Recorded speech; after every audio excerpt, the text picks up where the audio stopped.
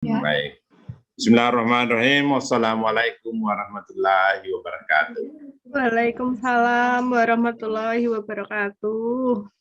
13. Nggih, ya. Apa yang Ibu tahu persis dengan K13 ini? Coba Ibu sampaikan kepada kami. Setahu saya tentang kurikulum 2013 ini, kurikulumnya ini lebih menerapkan ke arah keterampilan peserta didik ya Pak ya. Karena dia itu biasanya menggunakan model pembelajarannya itu kalau nggak PBL, PJBL, kalau nggak DL. Setahu saya ya. Tahu pendekatan saintifik apa itu?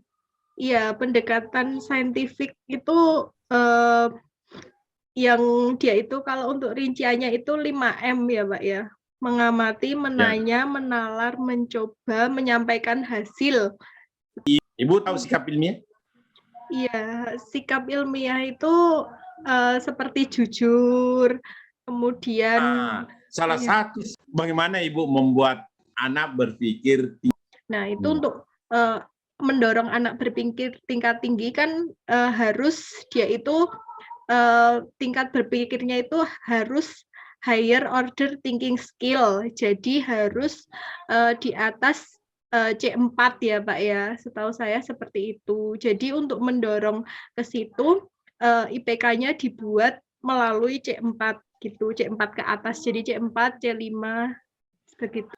Nah, apa yang melandasi teori belajar? Apa yang melandasi yang Ibu susun dalam FPP itu?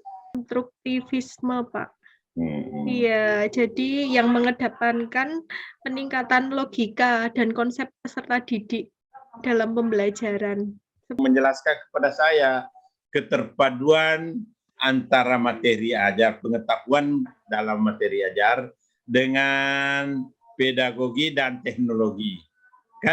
Untuk keterpaduannya itu Pak, kebetulan kan saya itu untuk materinya itu tuh kan ini menggunakan salah satunya ada videonya Pak. Gitu. Jadi materi ajar yang saya buat ini kan kebetulan materinya itu tentang pemanfaatan mikroba dalam kehidupan sehari-hari ya Pak ya. Jadi ada pembuatan kompos, ada yang kebetulan ada juga pembuatan yogurt gitu. Terus kemudian untuk proses tersebut karena sekarang juga dalam kondisi pandemi, jadi saya memanfaatkan media, salah satunya adalah video. Ibu Penny, Bu, dalam membuat RPP kemarin itu ada selalu yang kita dengung-dengungkan itu. Tugas utama guru itu hanya 3 kan? Bu, kalau kita lihat itu guru itu tugas utamanya hanya 3 yang diminta itu. Tugas utama yang pertama itu merencanakan pembelajaran. Iya. Sudah dilakukan kan? Iya, merancangkan kan? Iya. Kemudian melaksanakan pembelajaran. Ibu sudah melakukan peer teaching. Kemudian evaluasi pembelajaran. Iya. Ya kan? Iya. Nah sekarang dalam mengevaluasi pembelajaran ada ya hal yang akan dicapai. Coba Ibu jelaskan kepada kami. Dalam evaluasi pembelajaran, hal yang ingin dicapai itu pasti berasal dari tujuan pembelajarannya ya Pak ya. Jadi berasal dari tujuan. Besar suara sedikit Bu. Ya, jadi untuk yang akan dicapai itu pasti dari tujuan pembelajarannya. Kemudian pasti ada panduannya berupa instrumen penilaian. Untuk instrumen penilaiannya kan ada berbagai macam. Untuk pengetahuan itu biasanya menggunakan soal ya. Soalnya bisa menggunakan pilihan ganda ataupun IC. Penilaian keterampilan ini bisa melalui cara observasi, Pak. Seperti itu tentunya dengan lembar observasi yang sudah dilampiri dengan rubrik di dalamnya. Pembelajaran kita itu ada evaluasi hasil belajar namanya itu tadi Bu. Selain evaluasi hasil belajar ada evaluasi proses pelajaran. Ya kan? Iya. Untuk tahu bagaimana proses yang telah berlangsung terkait dengan refleksi. Apa gunanya kita melakukan?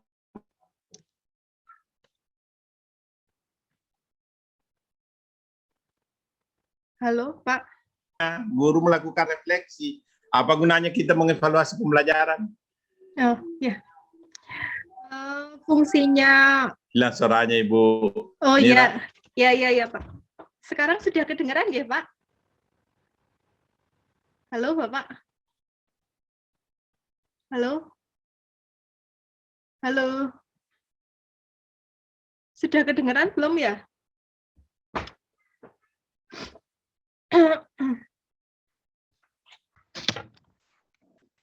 Oh, Ya. saya juga anu hal kemudian. Halo, Bapak. Oke. Iya. Ya. Iya. Mendengar pertanyaan tadi. Iya, Pak.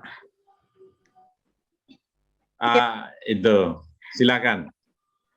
Jadi, apa gunanya kita evaluasi refleksi pembelajaran? Apa gunanya evaluasi? Nggih, Pak. Jadi gunanya refleksi dan evaluasi pembelajaran itu adalah untuk mengetahui sejauh mana peserta didik kita paham. Ya, itu evaluasi untuk tahu anak tuntas atau tidak tuntas. Kalau tidak tuntas dilakukan remedial. Iya, kegiatan remedial. Kemudian kalau tuntas? Kalau tuntas dilakukan pengayaan. Iya. Nah, refleksi terkait dengan perbaikan pembelajaran. Tidak boleh guru hanya begitu-begitu saja. Sudah, asalkan siswa belajar. Tidak. Setelah belajar harus merefleksi diri. Guna-gunanya apa? Supaya pembelajaran selanjutnya, perangkat pembelajaran selanjutnya diperbaiki. Begitu Ibu Dina Nira ya? Nah, jangan tinggal diam. Itu terkait dengan nanti Ibu untuk mengembangkan karier. Jadi guru profesional yang karirnya itu bisa berkelanjutan. Lakukan penelitian tindakan kelas, PTK namanya kan. Tadi sebenarnya Pak Alimin itu sudah bertanya sangat komprehensif dari CPL 1 sampai CPL 7. Iya. Jadi saya hanya menanyakan, melengkapi saja. Oke.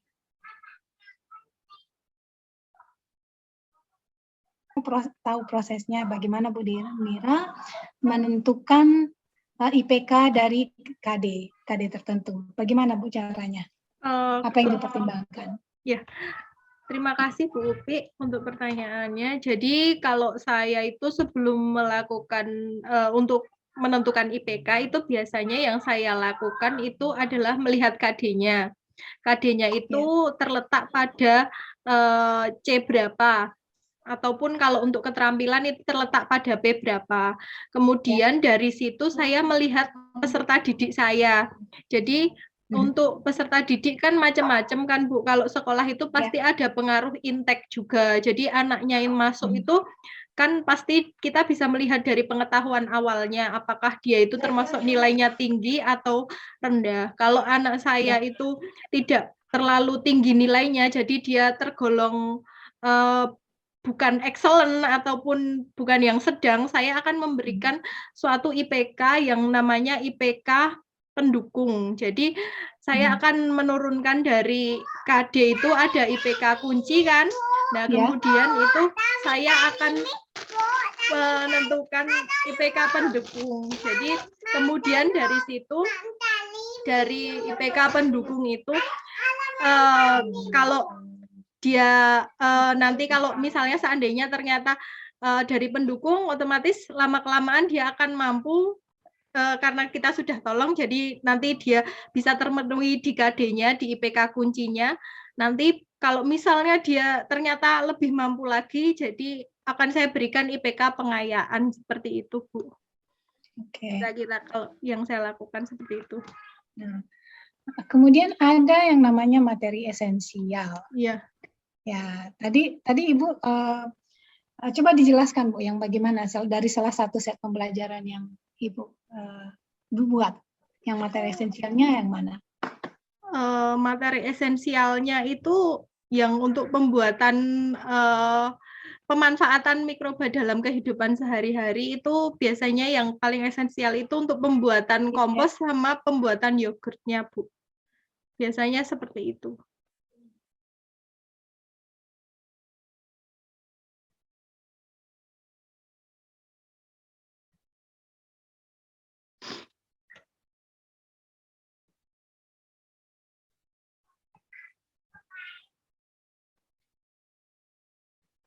Halo Bu Upi.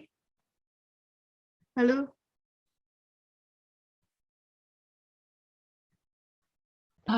Terlempar lagi. Iya. Iya Bu, ini nggak tahu ini tadi pagi tuh bagus ya kok siang jadi sinyalnya jelek. Mohon maaf, Bisa dengar tadi pertanyaan saya, Bu Nira? bisa diulangi lagi Bu. Ya, advance materialnya dari materi yang tadi. Untuk materi yang esensialnya, untuk yang mapel saya itu ada pembuatan yogurt sama pembuatan kompos, Bu. Yang utamanya. Ya. Ya. Lalu yang materi advance-nya bagaimana? Yang paling esensialnya itu ya pembuatan yogurt. Yang advance. Oh, kelanjutannya. Yang advance material, Bu. Ya. Kelanjutannya itu membuat yogurtnya, Bu. Jadi esensialnya apa, Bu? Itu pemanfaatan mikroba dalam kehidupan sehari-hari. Oh, begitu. Ya. Oke. Nah, tadi kan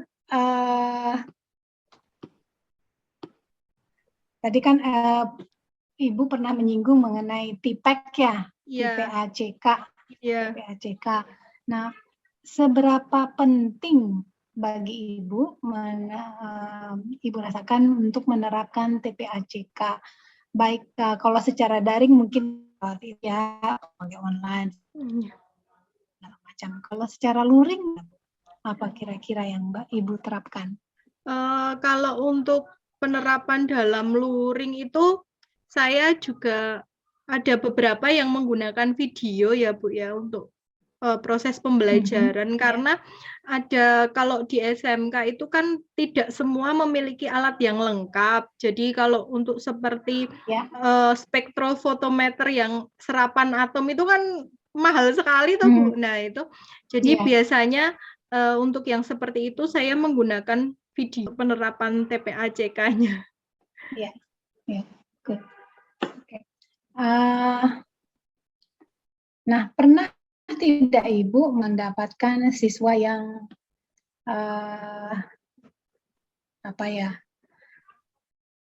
ngeyel? Nah, kira-kira bagaimana Ibu menyelesaikan masalah siswa yang menghadapi siswa yang ngeyel? Kalau saya bentuk kreativitas Ibu? Kreativitasnya. Kalau saya biasanya itu sebelum melakukan proses pembelajaran itu pasti melakukan analisis kebutuhan, Bu. Jadi saya memberikan beberapa pertanyaan kepada peserta didik, dia latar belakangnya masuk sekolah situ apa.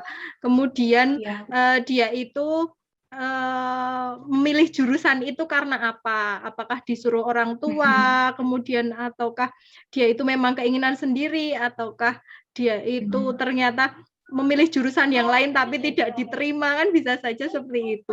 Jadi dari situ biasanya saya memberikan seperti motivasi, jadi memberikan gambaran apakah dia itu nanti menjadi apa seperti itu, terus melakukan pendekatan secara pribadi.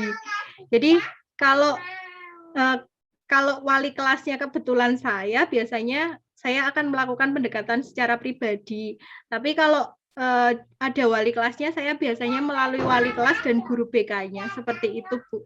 Biasanya untuk mengatasi permasalahan anak. Dari saya, bagaimana kalau saya pernah merasa juga ada murid bosan itu biasanya karena materi yang diberikan itu dia sudah paham. Nah, bagaimana Ibu mengatasi murid yang seperti ini? Jadi dia bosan, nggak mau lagi mengikuti pelajaran. Gue udah tahu ini. Itu gimana, Bu? Untuk mengatasi murid yang sudah paham, nah itu biasanya saya memberikan pengayaan, Bu. Nah itu pengayaannya itu bisa melalui pengerjaan soal, ataupun sekarang kan sudah ada kayak game apa-apa gitu kan, bisa dimanfaatkan juga tuh, Bu. Nah itu seperti itu biasanya. Oh, jadi sudah ada game yang berkaitan dengan materinya ya, Bu. Kalau melakukan refleksi seperti apa itu, Bu? Kalau pembelajaran? Kalau melakukan refleksi biasanya setelah proses pembelajaran, pada proses penutupan pelajaran itu ya saya melakukan refleksi. Jadi kita mengulas kembali materi sebelumnya, terus kemudian meminta peserta didik beberapa peserta didik untuk mengungkapkan apa yang telah mereka pelajari. Dari situ nanti kita tarik kesimpulan bersama-sama seperti